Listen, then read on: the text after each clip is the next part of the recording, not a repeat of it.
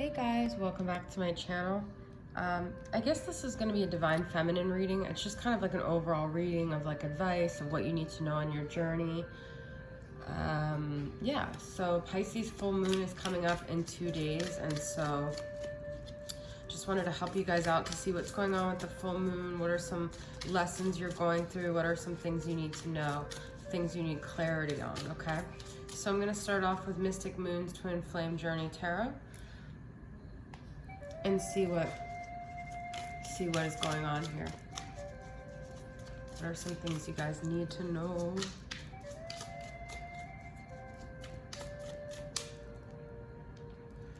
All right.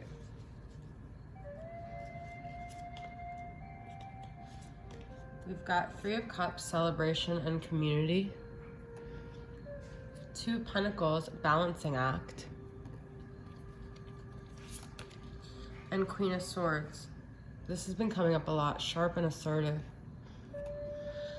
So the feeling I kind of get is that, you know, as a feminine, it's very hard because you want to be surrounded by people and you want to have support and you want to celebrate in community, but also it's a balancing act because you also don't want to be a pushover. You don't want to be somebody who doesn't speak their mind, and sometimes speaking your mind can, especially as a divine feminine, be very intimidating for people. You guys may have had a issue with speaking your mind or being assertive or standing up for yourself. Okay, so I'm actually going to pull from the Soul Activation Oracle and see what chakras come up here. But I feel there's something around a balancing act between you know, having people in your life versus also like standing on your own and standing in your own power and being assertive. Yeah, being in the truth, okay? You know, it's being truthful, being honest. A lot of times when you're blunt, you're honest, you're assertive, people take that in a certain way and they make you feel like you're the problem when you're just calling it like it is, okay? So, but this is a hard thing to balance because I feel divine feminines, before they really come into their own, they're like very people-pleasing, they're very self-sacrificing, and then they kind of maybe go to the other extreme, and it's just kind of learning a balance. Yeah, gaining your confidence, knowing that if you're assertive and you lose people in the process, that means that you are just okay. It doesn't matter. You stay in your confidence. You don't question your truth. You don't question yourself when you speak your mind. This could be with your masculine. This could be with anyone. This could be a theme that keeps coming up on your journey of like trusting yourself versus like how people make you feel about yourself. Really, really trusting your own inner guidance system is a really hard thing to do on this journey. We have two crown chakras here. So I feel this is about just knowing and not defining yourself by who you were a week ago, last year, 3 years ago, but staying in the present of what you know to be true and what, you know, standing confident in that stance, okay? And also, you know, a balancing act of having an open heart chakra, but not allowing yourself to be vulnerable to people who are going to hurt you. It's really hard to retain that on this journey, okay? So I want to get a few more tarot from the regular tarot deck and see what other messages I got here.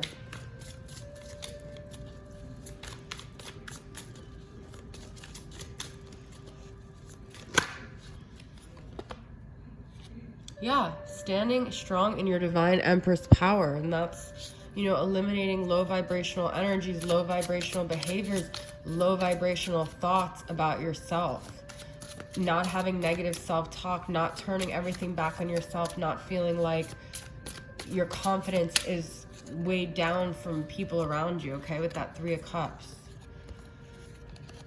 Taking chances, being bold, being courageous is Aries energy. This is Libra and Taurus energy. We've got Three of Cups again.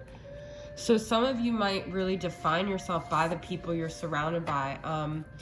That's a very tricky thing because the Empress sort of stands on her own because she may be surrounded by other Empresses, but they give each other the space to really be on their own divine path because they know boundaries, okay? They know that each one's path is so their own, okay?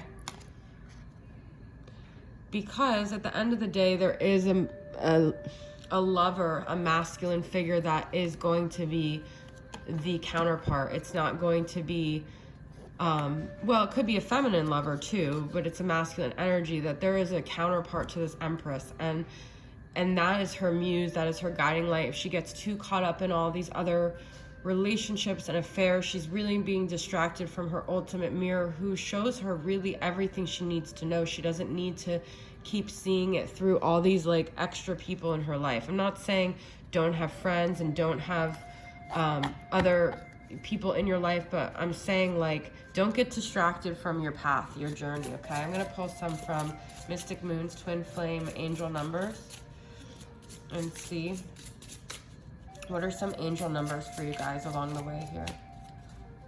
I actually wanted to use other oracle decks, so I'm gonna get into that. 229, patience is required as one twin is still struggling to gain clarity with current challenges.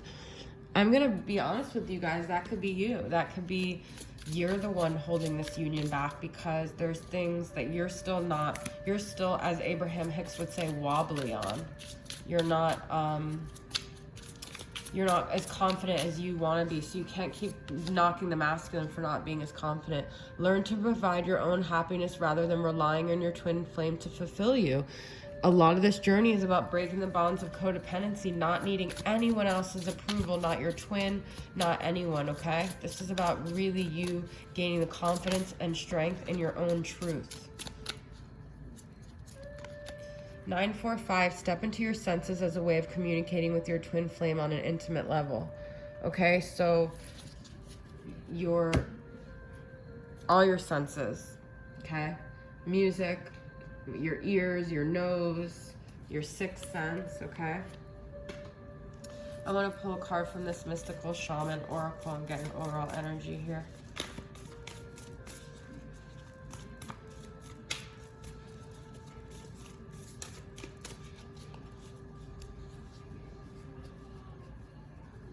There's an overall energy. The owl, wisdom. We already had truth. Wow, this is number 39. I've got my little owl here. So cute. All right, let's see what it says about this. Number 39, the owl. That's all about clarity, higher perspective. I'm going to read from the book, though. Knowing, when to do something, when not to do something, using that crown chakra. Okay. Owl is the master of the night. She can see situations with perfect clarity, more so when it is dark, and is able to discern truth when others are sightless. She helps you find your light and your lightness in the darkest moments of your life, and to embrace the night as your ally. Owl can bring you messages from the invisible world. She opens your ears so that you may hear the voices of the ancestors, and you may acquire their wisdom and make it your own. Look around you, notice every detail, and find the hidden messages brought to you by Owl. Do not shoot the messenger. Be grateful to the friend who shows you what you have not wanted to see until now. Observe all the facets of the diamond without judgment. Remember that the facets you dislike are often mirrors of the parts of you that you do not want to recognize. Do not be afraid of the truth, as it will become your compass. Owl guards against self-deception and insists that your motives be pure and transparent to all. What is the message that you are not hearing, the situation you are not seeing with clarity? Owl invites you to wait patiently, bide your time until it is right to act. Then do so decisively with no hesitation or remorse. So, that's pretty clear, guys, okay? So there's something that's being revealed to you through maybe a friend, through a dynamic that you guys haven't wanted to see. And it's a mirror showing you back aspects of yourself, okay? It may be really painful to face. It may be really hard to deal with. You may want to just cut off someone, but the lesson will keep presenting itself to you, okay? So I'm going to pull from the White Light Oracle and get a message here. And I might have to read from the book most likely, because these messages are kind of cryptic. Ooh, I like this one. I don't know what it means. The Oracle of Chaldea. Number 37. Hey guys, sorry, I got a phone call. Okay, so the Oracle of Chaldea Continue on your healing journey with enthusiasm, but without forcing things to happen more quickly than feels natural. Sometimes the body will be ready to let go whilst the mind is still holding on. At other times, the mind may need to be patient as the body processes an experience. Trust in your own timing and rhythm. There's no need to be impatient or judge yourself. You are summoning the spiritual fortitude to tackle an issue which has previously held you back. When the time is right, the healing shall happen more easily than if you tried to push forward prematurely. Things are going to work out. Be positive. There are times when being present in the body and feeling your truth is challenging. We just had present and truth, guys. I swear, look at this. There are times when being present in the body and feeling our truth is challenging. We may be unsure how to hold space for our own emotional and psychological states. Humans are complex creatures, and the authentic healing journey requires us to have patience with ourselves. We can imagine that the wounded self lives in a room in the mansion of our soul. When that room has not been entered in a long time, it may become a scary place in our minds, a place to avoid. To prepare for such a heroic healing moment, we can connect with the spiritual realms of light as a source of love and strength. During such downtime with the divine, we can learn about ourselves beyond our wounded parts. The Chaldean is the devotee to the light of spirit. When the Chaldea comes to you, it is an encouragement to rely on the light. Embrace practices that help you feel connected to the light. Grow your trust in spirit within you. This is not about ignoring where. Find a comfortable position in which to relax, light a candle, do so with the connect consciously to your breathing. Notice the flow of breath in and out. Allow your breath to lengthen and deepen. Allow your awareness to dwell in the soft, inviting inner realm of light. Let it be a pleasurable and soothing experience. Let the light take on various colors if that suits you. What colors feel best? Be in the process of light bathing color therapy for as long as it feels good for you. When you are ready, ground yourself with some gentle physical movements and hydrate your body. You can imagine, feel, visualize, or intend that your soul can absorb those colors with delight. I actually do this every day. I never really read this, but it's part of this healing for my health stuff that I imagine colors going through, starting at my brain, my crown chakra, my third eye, my chest, my heart, down my arms, down into my solar plexus. I really focus on my solar plexus a lot. I do like a golden yellow ball usually. And when I got Reiki recently, she did say that my solar plexus were strong, which I never thought I'd have. So I imagine like a golden yellow ball at my center, at my core. It could even really start small and imagine it like expanding, and this bright golden yellow ball at your core, at your solar plexus, takes over, and it like emanates to your brain, to your mind. It soothes you, it relaxes you. Yellow, warming gold. That's like a good solar plex color, but you could pick any color and you could start at your head. Anyways, I love that came up because that's kind of where I wanted to go with this reading, is like healing techniques. I am going to look at where your masculine is at to see, because your masculine knows you best. You know your masculine best. What is going on with him that's being mirrored back to you, okay? I'm going to use my more Moody Moon Messages Masculine. I have 2 Moody Messages Masculine deck. I'm using this one right now. So where's your masculine at? Because wherever he is at is most likely where you're at. He's fantasizing about you, dreaming about you, thinking about you. I feel the masculine is like, why the hell do I still think about her? He may not even like you, but his soul is connected to you because you are him and he is you. We've got a lot of fantasy. We've got fantasizing here. We have passionate, intense lust here. He's sexually desiring the feminine right now. Now, I don't want to get into this too much to deflect from your own journey, but I'm bringing this up as a way to see there might be some sacral healing that needs to be happening. Sexual healing, babe. Initiative, taking charge, sparking interest. Well, if you're very caught up in yourself, your masculine may be thinking about you more. That's also something that's going on. It sparks his interest when maybe he hasn't heard from you. He hasn't connected with you. Okay, so I'm going to use Believe and Achieve from All Things Intuitive and see what are some affirmations that can help you guys at this time, okay? Sorry, I am healthy. I am healthy. You could just keep saying that. You could say that. I do proclamations every day. So mine is, I am grounded, balanced, healthy, calm, joyful, and free. I am grounded, balanced, healthy, calm, joyful, and free.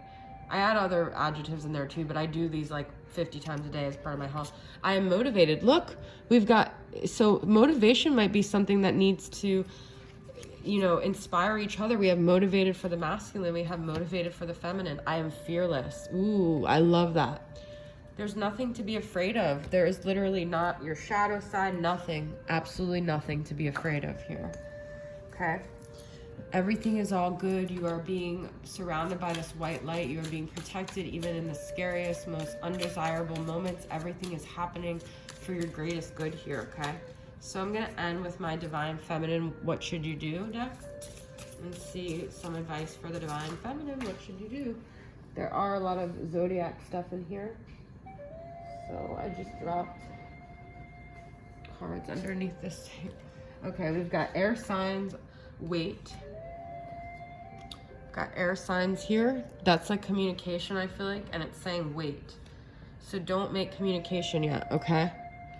If there's an air sign, you want to replay the tape of what happened last time, okay? So if you feel yourself doing the same thing over and over again, don't do that again. Don't communicate again, okay? You'll have your chance at some point when the timing is right. Pay attention to the last song you heard. I don't know the last song I heard, actually. Usually I do. Okay. Call a friend.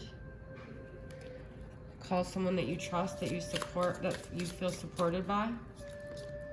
Believe in miracles, okay? Know that everything is possible. You never know the outcome of things. Don't stop. And we've got fire signs. That's like the motivation energy, though. I also feel like that's the solar plexus energy. So take some action, but not the action that you did last time, okay? Let's get some charms here. 2 keys, a flower, a heart, and a toxic. Okay, there's something toxic in your life. Open another door, okay? Go through another door. Don't do that same thing again. Connect with your inner child. I see this as the Mickey Mouse heart, the Disney heart. We've got the heart here, and it says, made with love. Okay? And a flower. Allow yourself to blossom with a new beginning is the feeling I'm getting, okay?